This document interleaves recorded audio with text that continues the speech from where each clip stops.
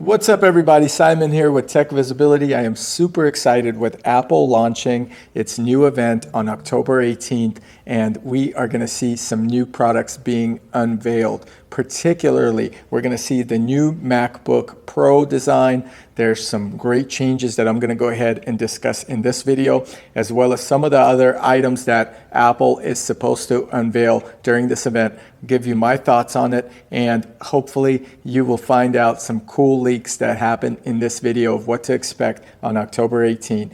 Before I go into this video, I always ask you guys to hit the like button, subscribe to the channel if you have not done so already. Also, check out techvisibility.com. That's our website with leaks and news on everything tech related. And if you do show support, it gives the YouTube algorithm a chance for this video to make it out there in the mainstream, and that's our goal. So I appreciate the support. Let's get into this big Mac event in this video.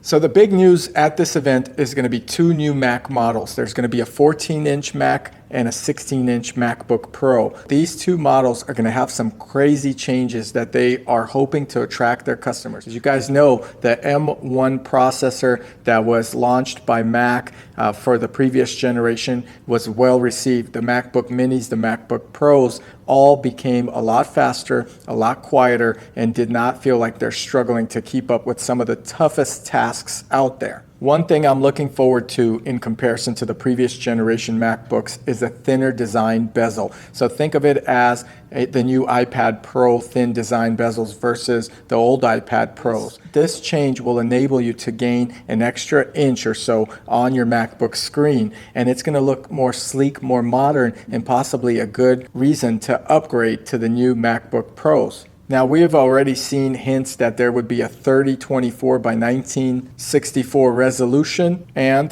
3456 by 2234 resolution, respectively, for the different screen sizes, which would double the retina rate for sharpness in your MacBook Pro. So not only is the bezel going to be thinner, but you're going to have a much better screen. Crisper images, videos, etc. It's going to be incredible, and I can't wait to see it in person. Apple has not announced the new M1 chip's name, but people are calling it the M1X chip. I think they may actually call it something along the lines of a M2 chip, but we don't know. So let's call it the M1X, and it's supposed to be drastically faster, which I could not believe, because using a MacBook Pro and a MacBook Mini with 16 gigs of RAM now, I am getting incredible speeds, including for video editing, such as these videos. Blown away. I think the latest chip is going to be able to handle so much more. And they're saying that you can potentially get up to 32 gigs of RAM on the new M1X chip for both the 14-inch version and the 16-inch version of the MacBook Pros. Everybody loves this. The MagSafe connectivity is coming back. That's a rumor. I'm excited for that, for the charging. It's going to be a quicker connection, and it's going to be that connection that people have been missing from the old MacBooks. And the biggest news here is Apple is expected to bring back an HDMI port and the famous SD card slot. Man, I hate carrying around that dongle to just plug something into it, and clutters my desk space. It makes it almost unnecessary. And Apple tried to go very minimalist with their last MacBook Pro, and it did not work out at all, because having a dongle around everywhere is just annoying. So I'm happy to hear that they're going to go back to the HDMI, and they're going to go back to a card slot, and I'm hoping to see even more USB-C and possibly a USB slot, which we won't see, but a USB-C slot, maybe 4 of them, would be great. This is a throwback to the 2016 or pre-2016 MacBook Pro models, and it has been about 5 years where they finally realized that removing the HDMIs and these connections, including the SD card, was a mistake. On top of this event, and with this MacBook Pro coming out, they're also announcing the possible AirPods 3. You could check out my reviews, obviously, on this channel for both the MacBook Pro, the Mac Mini, and the AirPods on this channel here. Now, the AirPods third version, or the AirPods 3, are going to have some major upgrades, and I'm excited to see what those are as well. The AirPods are supposed to have some active noise cancellations. They're going to be a shorter stem. It doesn't make sense to launch the AirPods with the MacBook. Usually you launch AirPods with the phone because that's what it's used most with. But regardless, I am excited for an update on the AirPods. The AirPods to this day, the original ones, are still one of my favorite in earbuds out there. For the price, quality, call quality, they are amazing, and check out my review on that as well. Getting back to the famous MacBook launch, this is what the event is going to be all about. We are going to see a 1080p front-facing camera where you are going to be able to have HD quality Zoom meeting calls, which was missing from the previous generation. They were having a 720p camera. I am a little bit disappointed that it's only 1080p. I'm surprised it's not a 4K camera. Maybe they could not fit it into the bezel. However, even an upgrade to the 720p with a 1080p should suffice for the next few generations of these MacBooks that will release. The flattened design on the new MacBook coming out, it's going to be relative to the iPhone 12 and 13. I'm excited for that. I do like some curvature, but I think a nice boxier flattened design, maybe with a little bit of curvature, is going to be a more modern, more sleek design. And that's what I am looking for. I find it to be somewhere along the lines of the new iPad Pro designs. So getting back to those ports, I was asking for 4 charge ports. It looks like the MacBooks are going to come out with a total of 6 ports, including the MagSafe.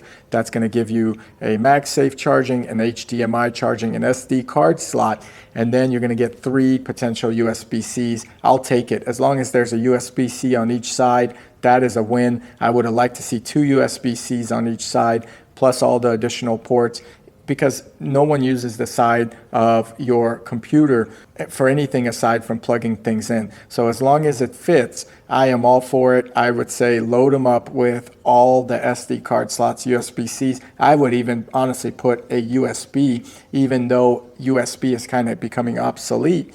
The USB-C is taken over. I still have a lot of accessories that use the standard USB. Now, I mentioned the possibility of the 14-inch version going up to 32 gigs in RAM.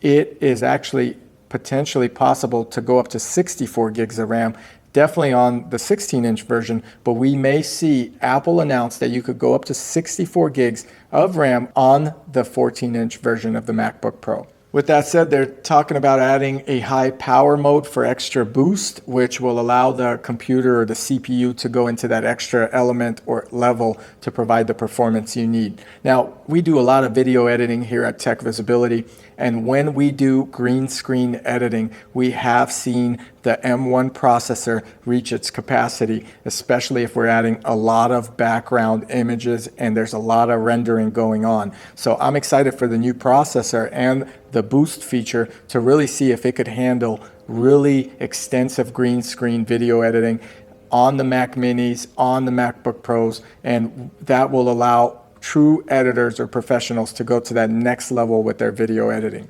So the overall elements of the new design on the MacBook Pro, I am so excited to see on October 18th during the Apple event. We will stay tuned and monitor it and report back. However, the new design that's going to look a little bit more modern, the upgraded camera, the upgraded processor, more RAM, more terabyte space, more charge ports or USB connection ports, the MagSafe attachment. They have finally listened, and I can't forget the SD card slot because we need to load up those files into the computer. It's going to be a great upgrade. I'm curious to see what the price is going to be. As you guys know, Apple products are always priced so high. However, they do deliver in some regard to the quality and the ecosystem that Apple offers. So I hope you enjoyed this video. If you did, please go ahead, hit the like button for us, subscribe to our channel. The like shows the YouTube algorithm that our channel is worth people's time, and I truly appreciate it, and so does our editing team. And subscribe if you haven't done so already. Check out our website, techvisibility.com, for the latest product leaks, reviews, and everything Apple and Android related. Thanks for watching, and I'll catch you guys here in the next video.